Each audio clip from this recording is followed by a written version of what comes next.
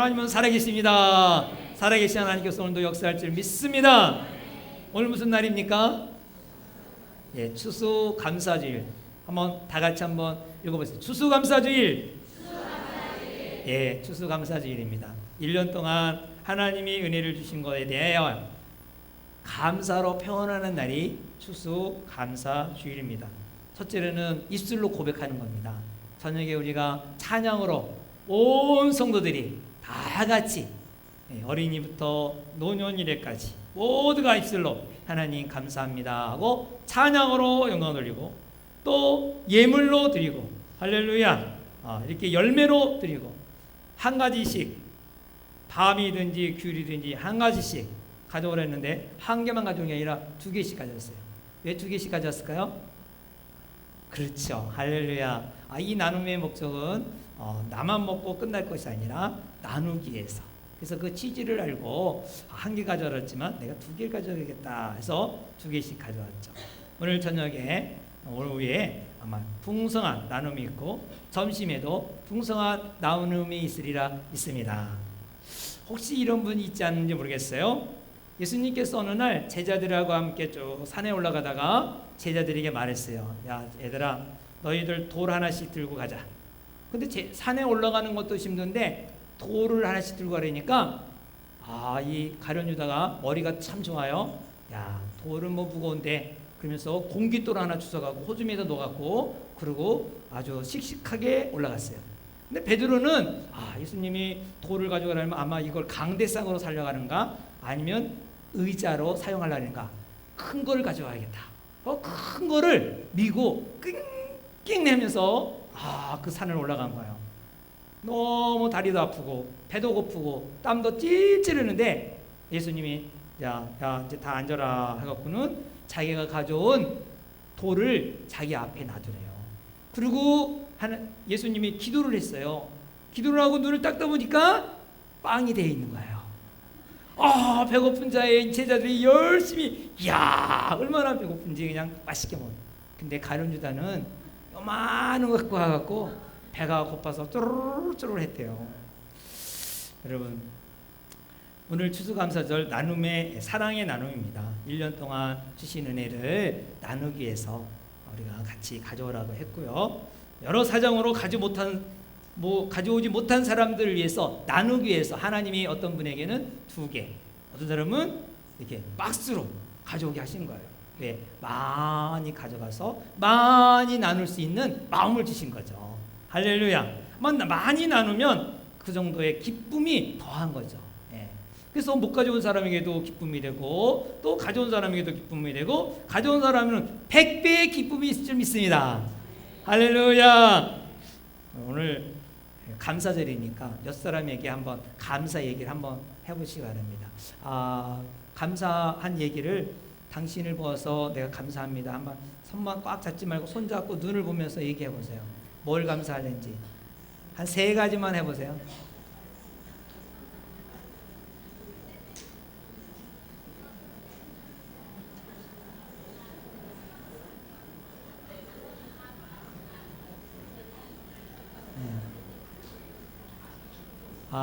예.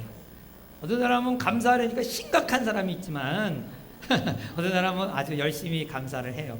뭘 감사해야 될지 모를 때가 있어요. 왜? 감사한 얘기를 잘 안 하는 사람은 이 감사가 안 나와요. 옆에 앉아줬으니까 감사해야 감사해요. 혼자 앉아 있는 거 봐. 옆에 앉아서 감사하다. 당신 통성기도할 때 열심히 기도하는 모습 보니까 내가 기도해야겠다는 도전 받게 돼서 고맙다. 찬양할 때 열심히 찬양해서 얼마나 감사한지 내가 찬양의 은혜가 되고 나도 열심히 찬양하겠다고 느꼈다. 너 당신이 말씀을 듣는 거 눈동자를 보니까 아주 지금 살아서 뭔가 좀 기대가 된다. 이렇게 감사하면은 막 이 감사가 더 풍성하게 열매가 맺을 줄 믿습니다. 여러분 오늘 감사날에 집에 가서도 감사하기 바라고요. 또 지나가면서도 감사를 많이 하기 바랍니다. 먼저 말로 감사해야 돼요. 말이라도 감사해야지. 그 다음에 이제 주머니에 여러분이 이렇게 있는 거 있으면 이렇게 나누는 것도 또 감사 표현이에요. 그래서 이렇게 소중한 거 좋은 거 있으면 어떻게든지 나누려고 해요. 제가 어느 목사님이 이렇게 벨트를 하나 이렇게 몇 개 주셔갖고 그걸 새벽기도 온 사람한테 드렸어요. 네, 제가 안 차고 저 것도 다 뺏겼어요 사실은.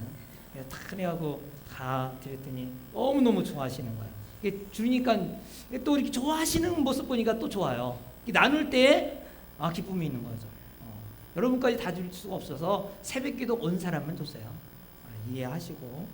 근데 너무 좋다고들 하셔서 제가 얼마나 또 감사한지 그때 쓸데없는 걸 주었다고 이렇게 말하면은 제가 좀 괜히 드렸나 할 텐데 너무 좋아하시고 몸에 좋다고. 아무튼 줄 때 이 기쁨이 있는 것입니다. 오늘 감사하는 날이 충만하기 바랍니다. 성경에는요 참 존경하는 인물들이 참 많아요. 특별히 구약에 보면은 정말 다윗과 같은 사람. 다윗은 정말 하나님을 전적으로 의지하고 바라보는 모습이 참 부럽습니다. 물론 죄를 져서 회개하는 모습도 아름답지만 늘 왕이면서도 하나님께 향하여 집중하는 모습 너무나 아름다워요. 또 요셉은 죄의 유혹에 넘어가지 아니하고 끝까지 주님만 의지하는 그 모습. 특별히 자기를 판 형제들을 원수로 갚을 기회가 있음에도 불구하고 갚지 아니하고 이것이 모두가 하나님이 하신 것이라고 오히려 하나님의 은혜로 받아들이고 그 동생을 판 거에 대한 미안한 마음, 이 상처, 아픔을 가지고 있는 이를 오히려 감싸주는 모습. 정말 얼마나 아름다운지 몰라요. 그래서 누가 나에게 상처를 줄 때에 오히려 그 사람을 사랑해 줄 수 있는 모습이 요셉을 통하여 발견해지니까 이 요셉은 참 훌륭하다. 신약에 와서는 복음을 열심히 전하는 바울을 볼 때 1차 전도여행, 2차 전도여행, 3차 전도여행, 다시 스페인까지 하면은 4차 전도여행까지 했어요. 그리고 나중에 로마에서 감옥에서 죽죠. 바울 영화 보신 분? 그리고 몇 분 보셨네요. 거기 로마 감옥에서 목이 딱 잘려서 죽는 모습이 있잖아요. 마지막까지 끝까지 예수 그리스도를 증거하는 아름다운 모습. 근데 바울도 훌륭하지만 이를 바울이 되게 한 사람이 누구예요? 하나님이시면서 또 바나바는요 이 바울이 바울 되게 만든 거예요. 사역자로 고향에 정말 사람들에게 외톨이가 되고 인정하지 못하니까 의심하잖아요. 근데 바나바는 다소까지 가서 바울을 데려다가 안디옥에서 같이 훈련하고 기도하고 그리고 같이 전도 여행도 가고 이렇게 바울을 세운 사람이 바나바예요. 바울은 다른 사람의 사역의 길을 열어주는 사람. 얼마나 아름다워요. 누군가 일을 할 수 있도록 길을 열어주는 사람 얼마나 아름다워요. 참 바나바는 너무너무 아름다운 모습이에요. 저 사람은 만나기만 하면 뭘 일거리를 주니까 감사하다. 어떻게 이렇게 만나기만 하면 소망을 주고 일할 수 있도록 용기를 줄까? 이 바울이 철저하게 낙심된 고향에서 그냥 아무 데도 갈 수가 없는 거야. 그런데 바나바가 와서 용기를 주고 같이 사역하자 해갖고 그 사역의 길을 열어서 이 바울 같은 위대한 사람이 나왔잖아요. 그 누가 한 거예요? 바나바가 그렇게 역할을 했어요. 바나바 역할을 하는 분도 많이 나오기 바랍니다. 근데 오늘 예수님이 또 가장 인정하는 사람이 하나 있어요. 그 사람이 누구냐 하면 세례 요한이에요. 따라해 보겠습니다. 세례 요한. 이 세례 요한은요 얼마나 귀한 사람인지 몰라요. 마태, 마가, 누가 복음에는 갈릴리부터 예수님의 사역이 나오는데 요한복음에는 바로 이 갈릴리 사역하기 전에 유대에서 사역하는 것이 나오거든요. 근데 세례 요한은 예수님에게 세례를 준 사람이 누구냐면 바로 세례 요한이에요. 예수님께서는 세례 요한에게 세례를 받았어요. 그런데 소문이 쫙 퍼진 거야. 무슨 소문이 나느냐? 예수님이 세례를 준 사람이 많이 따른다는 거예요. 이 소문이 막 제자들까지 듣고 그 제자들이 그 세례 요한에게 와서 얘기를 하는 장면이 나와요. 한번 22절부터 23절 먼저 읽어보겠습니다. 시작. 그 후에 예수께서 제자들과 유대 땅으로 가서 거기 함께 유하시며 세례를 베푸시더라. 요한도 살렘 가까운 에논에서 세례를 베푸니 거기 물이 많음이라 그러므로 사람들이 와서 세례를 받더라. 자, 예수님도 세례를 베풀고 또 세례요한도 세례를 베풀고 이렇게 사람들이 양쪽에서 세례를 많이 받게 되는 거예요. 근데 소문이 세례요한에게 세례 받는 것보다 누구에게 세례를 받는 게 더 많은 거 아니? 예수님이 많다는 거예요. 그 25절 26절에 나와요. 한번 읽어보겠습니다. 25절 26절 시작. 이에 요한의 제자 중에서 한 유대인과 더불어 정결 예식에 대한 변론이 되었더니 요한에게 가서 이르되 라삐여 선생님과 함께 요단강 저편에 있던 곧 선생님이 증언하시던 이가 세례를 베풀매 사람이 다 그에게로 가더이다. 바로 세례요한은 예수님을 소개했어요. 예수님이 누군지도 모르는 이 무명의 사람을, 무명의 이름을 그 인기가 상승된 세례요한이 이 사람은 예수님에 대해 이 사람은 하나님의 어린 양이다. 이 사람은 정말 내가 신들매를 풀기도 감당치 못할 사람이라고 소개한 사람이에요. 그래서 이 세례요한이 상승된 가운데 소개했기 때문에 예수님이 그때부터 알려지기 시작한 거잖아요. 그런데 그 예수님에게 사람들이 많이 간 거예요. 이 세례요한이 어떤 심정일까? 아마 제자들이 이렇게 물어볼 때 세례요한이 뭐라고 대답하는지 아세요? 한번 27절부터 30절까지 읽어보겠습니다. 시작. 요한이 대답하여 이르되 만일 하늘에서 주신 바 아니면 사람이 아무것도 받을 수 없느니라. 내가 말한 바 나는 그리스도가 아니요 그의 앞에 보내심을 받은 자라고 한 것을 증언하는 자는 너희니라. 신부를 취하는 자는 신랑이나 서서 신랑의 음성을 듣는 친구가 크게 기뻐하나니 나는 이러한 기쁨으로 충만하였노라.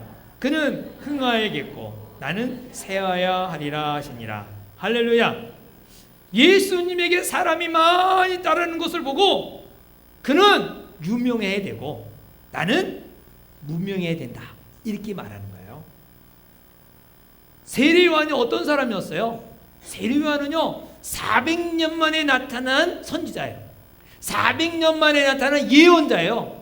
그동안 많은 예언자들이 있는데 400년 동안 선지자가 안 나타났는데 짱 나타나갖고 그야말로 엄청난 사람들에게 인기를 얻었어요. 그래서 그의 권위 앞에 그 죄인이라고 하는 대표자 세리들까지도 와서 세리를 받았어요. 로마 군인들도 와서 세리를 받을 정도로. 어떻게 군인이 얼마나 자존심이 강한데요. 누구한테 가서 세리를 받겠어요? 그런데 이 세례요한에게 얼마나 인기가 좋은지 사람들이 다 모인 거예요. 사람들이 이 세례요한을 뭐라고 하는 거 아니? 이 사람은 메시아인가 보다. 그러면서 사람들이 많이 엄청나게 따른 거예요. 그런데 갑자기 젊은 청년이 나타나는데 예수라는 청년이 나타나서 그 사람에게로 다 몰리기 시작한 거예요. 자기에게 몰렸던 사람들이 다 글로 가는 거예요. 이럴 때 세례요한의 감정, 세례요한의 마음이 어떨까요? 개인적으로 보면은 세례요한이 볼 때 예수는 내가 세례를 준 자니까 뭐예요? 내 제자 아니겠어요? 제자인데 그 무명할 때 아무도 모를 때 소개시켜준 사람인데 그가 인기가 상승하는 거 볼 때 속이 얼마나 좀 불편하겠어요. 섭섭한 생각이 왜 안 들겠어요? 아무리 예수님이 메시아라 할지라도 아니 그렇게 자기 단독적으로 나가갖고 그렇게 살림을 차려? 나하고 같이 하면 어때? 이런 마음도 들 수 있어요. 왜 혼자 인기를 얻으려고 저럴까? 섭섭한 마음도 있겠죠. 그런데 세례요한은 뭐라고 말합니까? 그는 흥하여겠고 나는 새하야 하리라. 얼마나 대단한 말인지 몰라요. 대부분은 누군가 후배가 아니면 상대가 뜨는 사람이 있으면 경계태세를 해요. 비난거리를 찾아요. 그래서 어떻게 하면 비난할까? 그런데 세례요한은 그는 흥해야 되고 나는 새하야 하리라. 여러분 가게를 차렸는데 내가 돈을 많이 투자하고 그래서 막 사람들이 여기 막 마트를 차렸으면 막 사람이 막 많이 몰려오는 거야. 근데 여기서 일하던 점원이 저기 건너편에 가서 마트를 차린 거야. 그런데 여기 있는 사람들이 다 얼로 가? 그러고 다 가는 거야. 그러면 기분이 좋겠어요? 아마 속으로는, 겉으로는 몰랐도 속으로는 엄청나게 상할 거야. 나한테 배워갖고 어떻게 그렇게 손님을 다 뺏어갈 수 있어? 속이 얼마나 상하겠어요? 이 세례요한이 그런 감정이에요. 그런데 어떻게 그는 흥하게 되겠고 나는 세야야겠다 이런 말을 할 수 있을까요? 그것은 바로 이 세례요한은 하나님의 절대 주권을 믿었습니다. 하나님의 절대 주권에 순종한 사람이에요. 그 말을 어디서 찾을 수 있는가? 27절에 보면 요한이 대답하여 이르되 만일 하늘에서 주신 바 아니면 사람이 아무것도 받을 수 없느니라. 하나님께서 허락하지 않는다면, 하나님께서 이루지 않는다면 아무것도 할 수가 없다는 거예요. 교회가 부흥하는 교회를 보면 하나님이 허락한 것입니다. 하나님의 은혜를 부어주신 거예요. 그 교회 담임 목사님이 남보다 뛰어나고 거룩하고 인격적이고 영적이서 그렇진 않아요.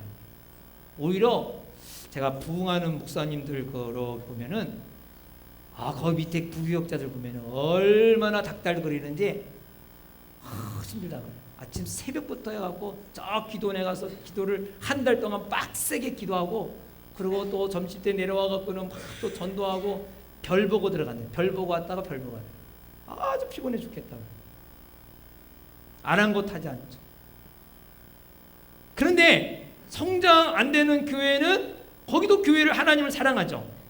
아주 경건하게 살아가요. 인격도 참 훌륭해요.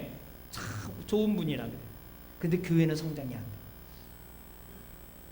목사님이나 성도들이나 집에서 가정생활하면 엉터리인데 교회에서는 또 일을 잘하는 사람이 있어요. 이런 것 보면은 교회 성장이나 또 사역하는 분들을 인간의 힘으로 되는 것이 아니라 뭐다? 하나님이 주셔야 된다는 거예요. 하나님이 이루셔야 된다. 그래서 이 세례요한이 하늘에서 주신 바 아니면 사람이 아무것도 받을 수 없다. 다 그것도 하나님이 주셔야 된다. 하나님의 은혜다. 이 고백하는 것입니다. 그러면서 이 세례요한이 29절에 이렇게 말합니다. 신부를 취하는 자는 신랑이나 서서 신랑의 음성을 듣는 친구가 크게 기뻐하나니 나는 이러한 기쁨으로 충만하였노라.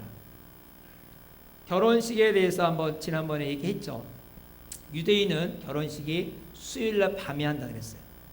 근데 그 결혼식에는 들러리들이 많이 참석해요. 그래서 들러들이 다 신부의 집에 가서 이렇게 하고 또 이 신방에 들어갈 때까지 다 이렇게 하거든요.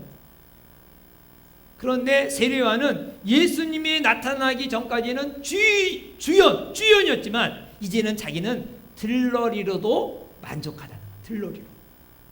신랑의 친구들이 자기가 결혼하는 것처럼 기쁨이 충만하듯이 예수님의 인기가 상승할 때에 그렇게 사람들이 많이 따르는 때에 자기는 너무너무 기쁘다는 거예요. 왜 이러한 말을 할 수 있을까요? 바로 하나님의 섭리를 아는 자라는 것입니다. 하나님의 절대 주권을 알고 있기 때문에 그는 흥해야 되고 나는 세하리라. 바로 자신의 라이벌인 그 라이벌이 자신을 누르고 상대가 승리할 때 어떻게 기뻐할 수가 있어요. 근데 세례요한은 자기 라이벌인 예수가 상승하고 승리하고 자기를 누르고 자기는 패할 때 오히려 기뻐한다 그랬어요. 기뻐한다. 세례요한은 이러한 순수한 하나님의 나라에 열정이 있었던 것입니다. 누가 더 유명하든 유명하지 않든 상관이 없는 거예요. 오직 하나님의 나라가 확장되고 선포되기를 소원했던 것입니다. 여러분 주보에 보면은 주보 건성 보는 사람도 있고 그렇지만 주보에 자세히 보면 이런 문구가 있어요. 예수님을 이미 영접하고 구원의 확신을 갖고 계신 분은 방문자는 자신이 더 필요로 하는 교회 가서 섬기기를 권합니다. 이렇게 써놨어요. 이거를 읽을 때 처음 오신 분은 참 불편할 것 같아요. 이거는 다른 교회 다니는 분이나 그런 사람을 오라고 하지 말라는 뜻이에요. 데리고 오지 말라는 강구이기도 해요. 왜냐하면 복음을 전하는 교회가 되어야지, 교회에 다니는 사람을 전도하면 그건 전도가 아니에요. 하나님 입장에 볼 때 이쪽 오줌에 있는 것을 갖다가 이쪽 오줌으로 옮기는 거예요. 하나님이 기뻐하겠어요? 하나님 기뻐하죠. 교회의 존재의 목적이 뭐예요? 하나님을 기뻐하기 위한 교회이기 때문에. 이쪽 오줌에서 이쪽 오줌을 옮겨놨고 뭐가 기쁘겠어요? 다니던 교회에서 상처받고 우리 교회에 자리를 채워주는 건 좋지만 하나님의 나라를 세우는 데는 아무 의미가 없다는 것입니다. 우리 교회는 오직 믿지 않는 영혼 구원에 목표를 두는 교회가 되어야 될 줄 믿습니다. 아직도 불신자는 엄청나게 많아요. 우리나라에도 70 내지 80%는 교회 안 다니는 사람들이에요. 그렇게 어장이 많은데, 물고기가 그냥 떼글떼글하게 많은데 왜 20% 30% 가지고 찢어서 먹으려고, 어떻게든지 그거를 잡으려고 목숨을 걸 겁니까? 어장이 많은 곳에, 이왕이 고기가 많은 곳에 그물을 던지는 게 더 많잖아요. 가능성이 많은 곳에 열정을 붙자는 것입니다.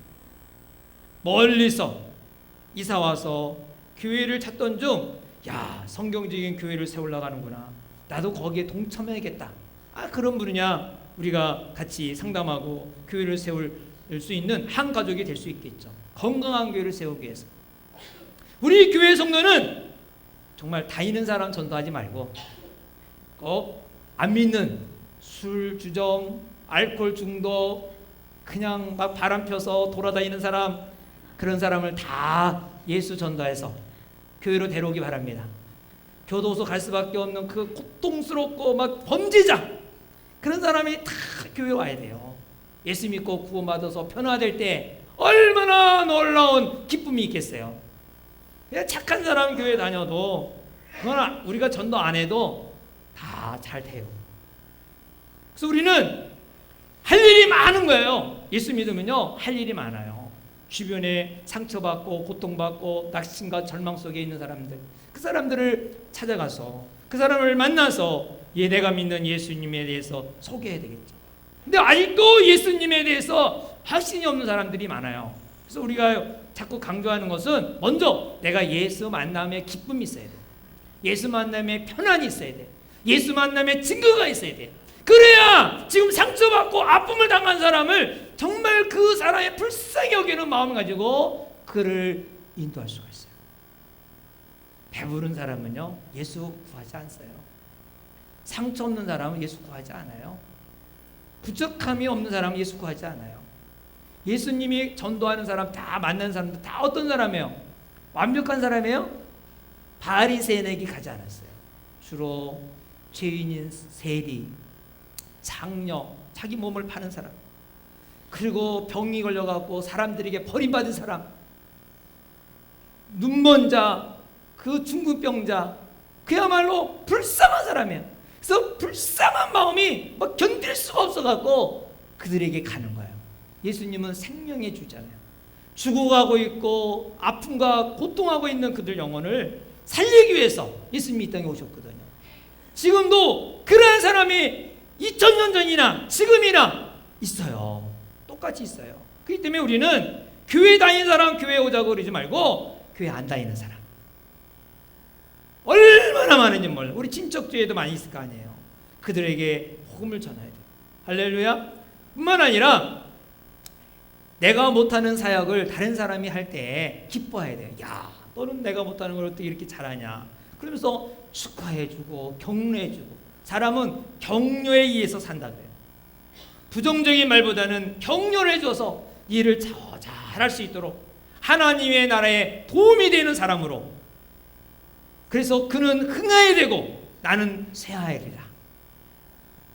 우리의 이러한 열정이 어디서 나올 수 있습니까? 이 세례요한이 메시아 사상이 가득한 거야. 충만한 거야. 바로 우리가 예수 그리스도를 알 때 이러한 열정이 일어나게 되는 것입니다. 세례요한은 인간적으로 보면은 참 딱한 사람이에요. 네, 자기 제자 다 뺏겼잖아요. 그렇게 인기 많았던 사람들, 몰려다니는 사람이 다 예수께 갔어요. 거기다가 죽을 때 어떻게 죽었어요? 한 여인에 의해서 목이 달려 죽었어. 복음 전하다 죽은 것도 아니에요. 한 여인이 한을 품었어. 응? 어떻게 결혼하다가 다른 남자한테 그 왕이라고 거기에 가서 살 수 있느냐. 그래서 막 공격을 했더니 옥에 갇혔고, 그리고 거기서 목이 잘려갖고 죽었어요. 인간적으로 볼 때는 참 딱한 사람이에요. 불쌍한 사람이에요. 인생의 실패자 같아. 그러나 예수님이 뭐라 그런지 알아요?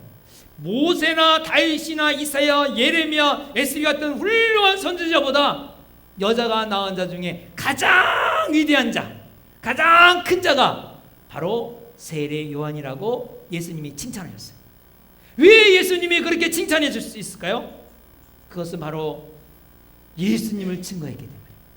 예수님을 증거한 거예요. 바로 오실 예수님에 대해서 예수님을 소개하고 예수님을 증거하는 자, 가장 큰 자라는 거예요. 근데 이렇게 큰 자랄지라도 예수님보다는 낮은 자죠. 왜? 예수님은 하늘에서 온 자요. 아무리 이 세상에 큰 세례 요한이랄지라도 이 땅에서 난 자이기 때문에. 여러분, 우리 이 세상에는 두 가지가 있습니다. 보이는 세계와 보이지 않는 세계가 있어요. 마치 우리가 이 보이는 세계는 너무 아름다웠죠. 하나의 바닷가, 푸른 바닷가에 한 섬이 있는데 거기에 막 모래가 은빛이 찬란하고 거기에 꽃들과 새들과 막 보석들이 막 있는 거야. 근데 거기서는 사람들이 거기서 태어나서 여기 좋다고 거기서 죽는 거야. 바깥이 보이지가 않아요. 바깥에서는 거기를 보이는데 사람들이 여기가 최고라고 여기는 거야. 마치 뭐냐면 거기만 있는 거 아니잖아요. 섬만 있는 게 아니잖아요. 육지도 있는데 거기만 최고인 줄을 여겨요. 우리 인간이 그래요. 이 세상이 최고인 줄 알아요. 여러분, 보이는 이 세상만이 아니라 보이지 않은 세상이 더 큰 세상이 있는 거예요. 빛의 세계가 있는 거예요. 이것을 깨달은 철학자, 사상가들은 그 이념에 대해서, 논리에 대해서 계속 글을 많이 썼어요. 그 보이지 않는 세계, 그 보이지 않는 것 세계에서 오신 분이 누구예요? 예수님이에요. 예수님은 그 보이지 않는 세계에서 사시고 보고 들은 거를 이 땅에 와서 전파하셨어요. 그래서 예수님이 말씀하실 때는 내가 한 얘기는 다 본 얘기를 얘기한다 했어요. 자기가 본 거를 얘기한다 했어요. 내가 얘기한 거는 아버지가 들려준 거를 얘기한다 그랬어요. 바로 자기가 본 게 뭐예요? 하늘나라에 대해서 소개한 것이죠. 하나님 여러분, 예수님은 이 땅에 오셔서 십자가에 죽으시고 부활하신 분입니다. 예수님은 우리의 죄를 위하여 대신 십자가에 죽으시고 부활하셨습니다. 예수님은 죽음을 이기시고 부활하신 분입니다. 이 세상의 눈으로 볼 때는 그것이 이 세상이 정말 다 같지만 다 같지 않아요. 예수님은 부활하셔서 지금 영원한 세계에 계시는 것입니다. 그거 영원한 세계, 그것을 소개하기 위해서 이 땅에 오셨고 다시 우리의 죄를 위해서 십자가 못 박아 죽으시고 그리고 우리의 죄를 다 사해 주신 다음에 하늘로 올라가셨습니다. 우리 35절 36절을 보겠습니다. 거기에 이렇게 소개하고 있죠. 35절 36절 시작. 아버지께서 아들을 사랑하사 만물을 다 그의 손에 주셨으니 아들을 믿는 자에게는 영생이 있고 아들에게 순종하지 아니하는 자는 영생을 보지 못하고 도리어 하나님의 진노가 그 위에 머물러 있느니라. 아멘. 바로 이 영생이 뭐예요? 영원히 사는 세계를 말하는 거예요. 이 작은 지구가 아니라 영원히 사는 세계. 근데 그거를 누구가 끼어있는 거 아니? 아들 예수가 끼어있어요. 왜 예수가 개입되어 있을까요? 그것은 하나님께서 모든 유임을 예수님에게 유임해 줬어요. 하나님은 자신을 구체적으로 알려주기 위해서 예수님을 이 땅에 보내주신 거예요. 그래서 예수님을 본 사람은 하나님을 본 사람이라 했어요. 예수님을 안 사람은 하나님을 안 사람 했어요. 그래서 예수님이 말씀하셨죠. 나는 곧 길이요 진리요 생명이다. 나로 말미암은 자는 아버지께로 갈 자가 없다. 바로 예수님을 통하지 않고는 아버지께로 갈 자가 없어. 우리가 의정부 시가 살고 있는데 의정부시에 44만의 시민이 살고 있습니다. 여러분 44만의 시민이라 할지라도 의정부 시장을 한번 만나러 갈 때 가서 그냥 만나고 싶다고 만날 수 있어요? 네. 44만이 다 가서 그냥 만나자고 그러면 어떻게 다 만날 수 있겠어요?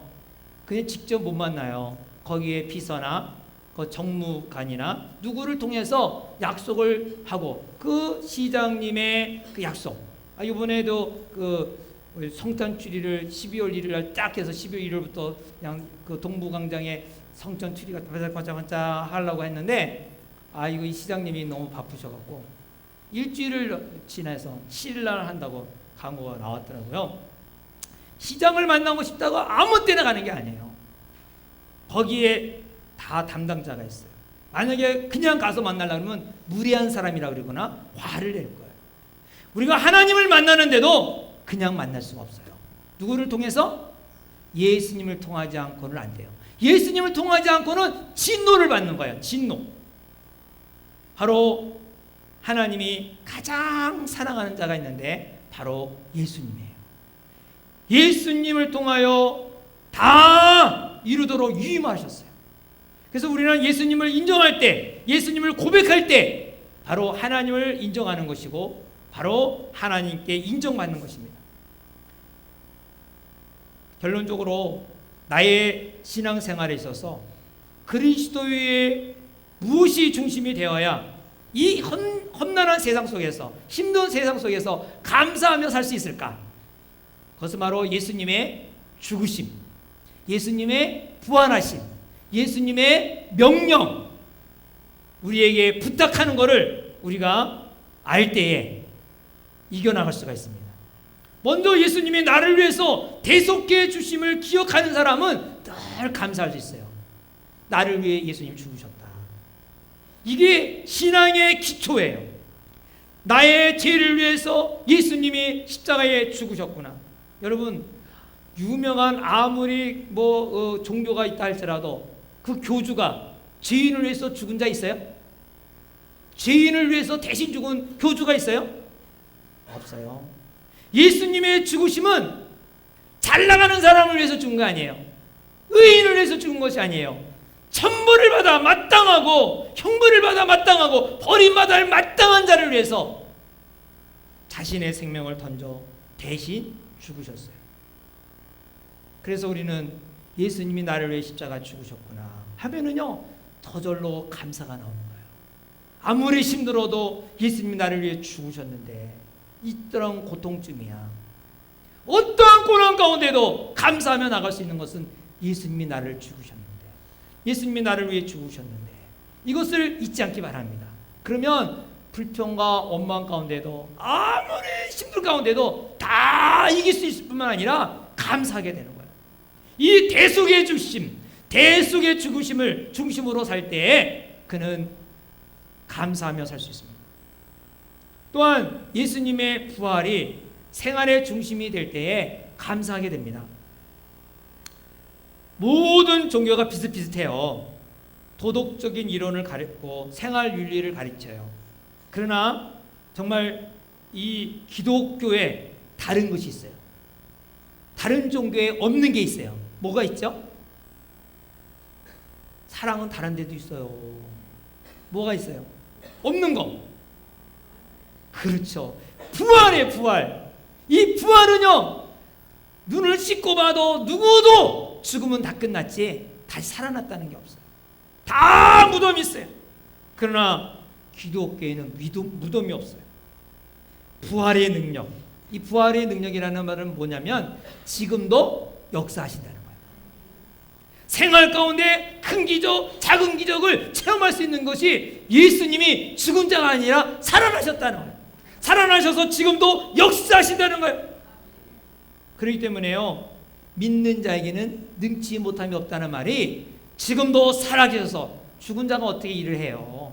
살아있기 때문에 역사하시는 거죠. 부활의 주님이 내 안에서 역사할 때에 우리는 좌절하지 않고 낙심하지 않고 절망하지 않아요. 내가 하려고 그러면 힘들겠죠. 능력도 한계가 있고, 그러나 내게 능력 주신 자 안에서 내가 모든 것을 할 수 있는 일. 내게 능력 주신 자가 있어요. 그분이 누구예요? 부활의 주님이세요. 부활하신 분이에요. 죽음을 이기신 분. 그분이 나와 함께 하시기 때문에 내게 능력 주신 자 안에서 내가 다 할 수 있느니라. 모든 할 수 있느니라. 우리는 약하고 부족하지만 부활의 주님이 내 안에 계시니까 할 수가 있는 거예요. 그래서 부활의 주님 중심으로 살 때에 우리는 어떤 환경에도 감사하며 살아갈 수가 있는 것입니다. 또 한 가지는 주님이 주신 사명을 중심으로 살아야 할 때 감사하게 돼요.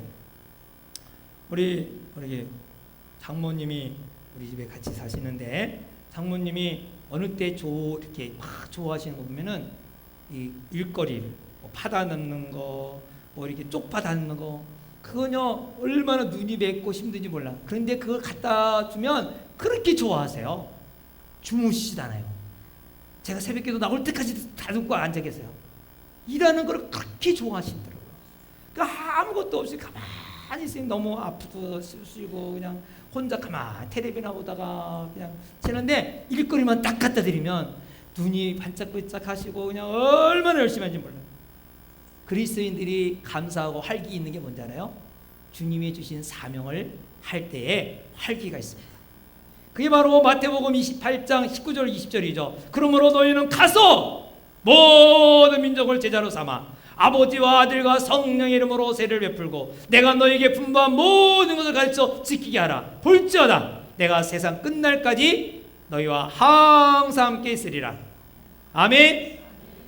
여러분, 예수님의 제자는 성역 공부도 해야 되고 봉사도 해야 되겠지만 그보다 더 중요한 게 있어요. 왜 예수님이 제자로 삼아주시고 복음을 전파하느냐? 그건 하나의 공동체를 이루기 위해서, 사랑의 공동체. 예수님이 이 땅에 오셔서 하신 일이 뭡니까? 교회를 세운 거예요. 공동체를 세우는 거예요. 주님의 공동체, 바로 십자가에 죽으시고 부활하심으로 말미암아 우리에게 공동체를 하나 세웠는데, 그 공동체는 용서의 공동체예요. 사랑의 공동체예요.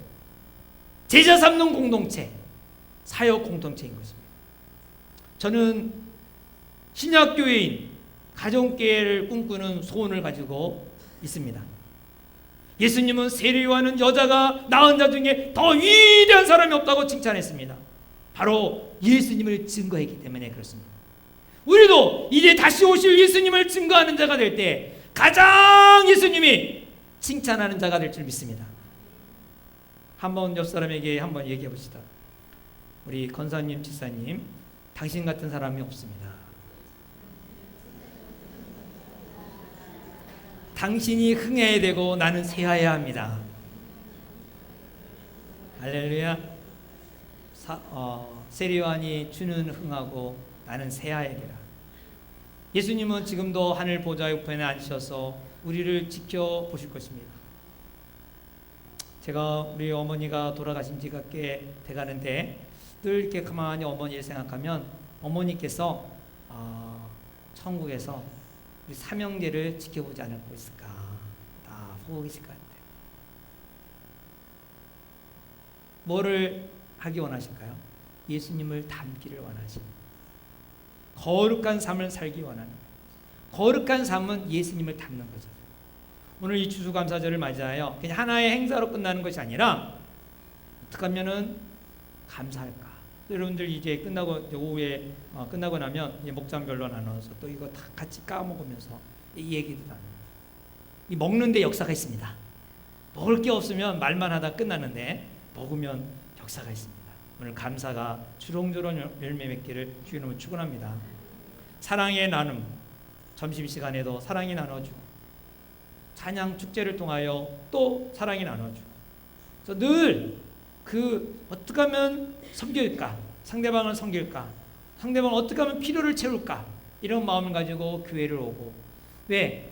예수님이 나를 십자가에 죽으시고 예수님이 십자가에 죽으시고 끝난 것이 아니라 나를 위하여 부활하셔서 늘 나와 함께하고 동행하였으니 얼마나 감사한가. 그래서 나도 이 정말 생명이 있다는 거, 다른 사람을 살리기 위해서 다른 사람을 섬겨야겠다 하는 마음 가지고 여러분 오실 때 그냥 오지 마시고 앞으로 보따리 하나씩 갖고 오세요. 예, 먹을 거 보따리. 어떤 분은 뭐 커피도 많이 갖고 오시는데 아무튼 뭐든지 갖고 오셔갖고 나눠주세요. 자기 목장 식구들 나눠주고 같이 먹으면 앉아서 이렇게 저런 얘기하면서 지나면 그 먹을 때에 얼마나 기쁨이. 그래서 아주 또 그 사랑 때문에 다시 또 만나게 되고 목장에서 모이고 또 주일날 또 모이고 먹으면서 모이고 그냥 혼자 오기도 바빠서 쩔쩔매는 것보다 이번에 가서 우리 식구들과 같이 이거 먹어야겠다 이런 거 가지고 이 감사절 이 사랑에 그냥 오신 분도 있지만은 이 가져올 때 얼마나 기뻤어요. 이걸 가지고 또 사랑을 나눌 수 있으니 얼마나 감사하냐 나누는. 그래서 여러분들이 이 나누는 훈련을 적은 것부터 해서 기쁨의 열매가 주렁주렁 맺기를 주의 이름으로 축원합니다. 축원합니다. 같이 기도하겠습니다. 다 같이 기도할 때 세례요한은 예수님을 증거했기 때문에 예수님이 여자가 낳은 자 중에 가장 큰 자라고 칭찬했습니다. 우리가 예수님을 증거한다면 세례요한보다 더 큰 자가 됩니다. 우리가 감사를 잃어버릴 때가 언제입니까? 예수님이 나를 위하여 십자가 죽으신 것을 잊어버릴 때입니다.